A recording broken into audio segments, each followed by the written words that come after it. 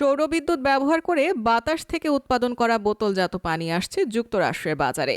Sky ডাব্লিউটিআর নামে এই উদ্ভাবনী বোতলজাত পানির পেছনে আছে অ্যারিজোনার কোম্পানি সোর্স গ্লোবাল। শুক্রবার ৬ জুলাই এক প্রতিবেদনে যুক্তরাষ্ট্রের ম্যাগাজিন নিউজ উইকে এই তথ্য জানায়।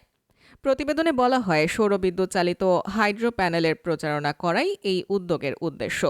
মূলত হাইড্রো প্যানেলের মাধ্যমে অফ গ্রিড পদ্ধতিতে সুপেয় পানি উৎপাদন করা যায়। সোর্সের তৈরি করা এই সব প্যানেল সৌরবিদ্যুৎ ব্যবহার করে ফ্যান চালু করে। এই সব ফ্যান বাতাস থেকে জলীয় বাষ্প টেনে নেয়। ডেসিক্যান্ট নামক পানি শোষণকারী পদার্থ সেই জলীয় বাষ্প আটকে ফেলে।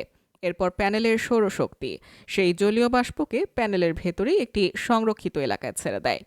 এতে ডিস্টিলড পানি পাওয়ার জন্য বাতাসকে পাতিত করা হয়। এরপর ডিস্টিলড পানি একটি প্রেসারাইজড ট্যাঙ্কে পাঠানো হয়। সেখানে পানির পিএইচ এর মাত্রা ঠিকঠাক করার পাশাপাশি ক্যালসিয়াম ও ম্যাগনেসিয়ামের মতো মিনারেল যোগ করা হয়।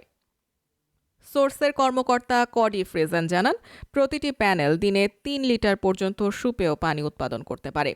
ইতোমধ্যে বিশ্বজুড়ে ৫৬টি দেশে হাইড্রো প্যানেল স্থাপন করেছে সোর্স।